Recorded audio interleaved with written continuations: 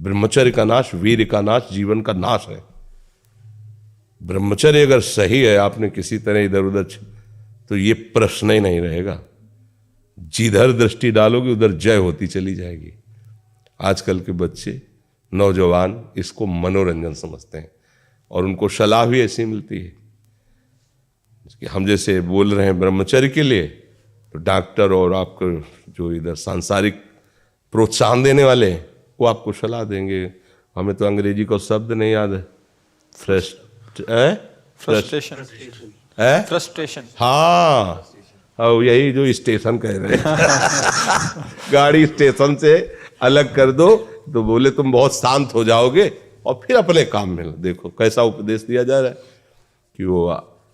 तो ये जो कमियां है ना, ये कोई भूत नहीं है जैसे लोग कहते हैं ना, पता नहीं कौन, ऐसा कुछ नहीं, गंदी आदतें हैं, इन पर संयम लाओ। आप समझ रहे, स्वीकार करते हो हमारी बात कि इसमें आपको संशय है?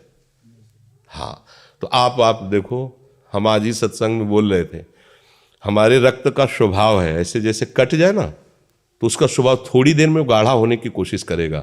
यदि कहीं फ्लो वाली नस कट गई तब तो आपको वहाँ डॉक्टरी की जरूरत है। अगर ऐसे कहीं त्वचा में ऐसे, तो उसका स्वभाव गाढ़ा हो जाना, वो थोड़ी ही देर में वो अपने आप को बांध लेगा, क्योंकि रक्त का एक स्वभाव होता है।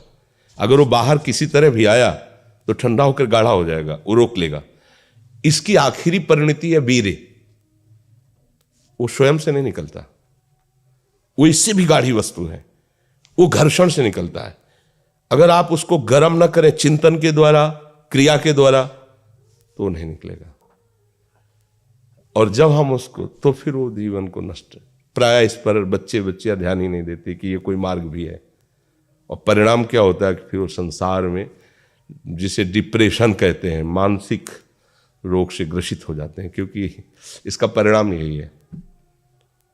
या तो आपको प्रमाद और आलस्य युक्त होकर समाज से अलग पड़ा रहना पड़ेगा, और या फिर आखिरी कि आत्महत्या कर लें, ऐसी सलाह आपका मन देगा, ऐसी स्थिति में पहुंचा देगा।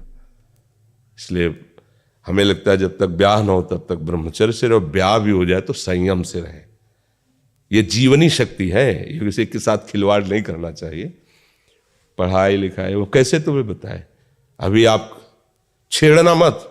जैसे लोग कहते ना, मैं बहुत परेशान हूं, कुछ करता नहीं हूं, ऐसा हो जाता है वैसा हो जाता है, तो आपको हम बता रहे रक्त का स्वभाव है जैसे, तो इसकी आखिरी परिणति है वो वीर। उसका स्वभाव नहीं है बहना, उसका स्वभाव ऐसा है, उसको जब तक ताप नहीं लगेगा तब तक वो बाहर नहीं हो सकता। आपने गलत अभ्यास किया, माना 2-4 महीने 5 महीने वो अपने अभ्यासवश पतित होगा, लेकिन आप छोड़िए, उसका चिंतन छोड़िए, उसकी क्रिया छोड़िए, अपने आप वैसे हो जाएगा। जैसे रक्त है, आप 1 महीने में देना शुरू करो,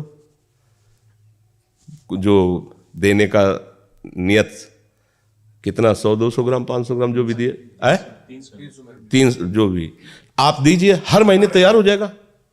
और आप ना दीजिए तो आपके शरीर को अभ्यास हो जाएगा, आप दीजिए तो शरीर को अभ्यास हो जाएगा। वो शरीर, अगर आप रोज 300 तो फिर क्या होगा, आप मर जाओगे। समझ रहे हो ना? ऐसे शरीर की क्षमता, जैसे डॉक्टर जन के देखते हैं तुम्हारी क्षमता नहीं खून देने की, चलिए, क्योंकि अगर निकाल लोगे क्षमता नहीं तो उसकी हानि हो जाएगी।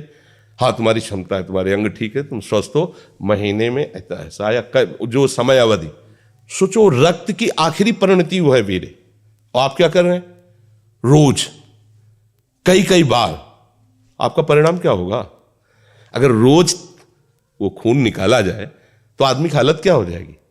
खून की आखिरी परिणति है, अन्न रस जो हमने पाया उसकी परिणति धीरे धीरे परिवर्तित होते हुए मांस, मज्जा, रक्त, इनके वो आखिरी सप्तम धातु है वीर्य। और उसके साथ ऐसा खिलवाड़, कैसा जीवन होगा आपका?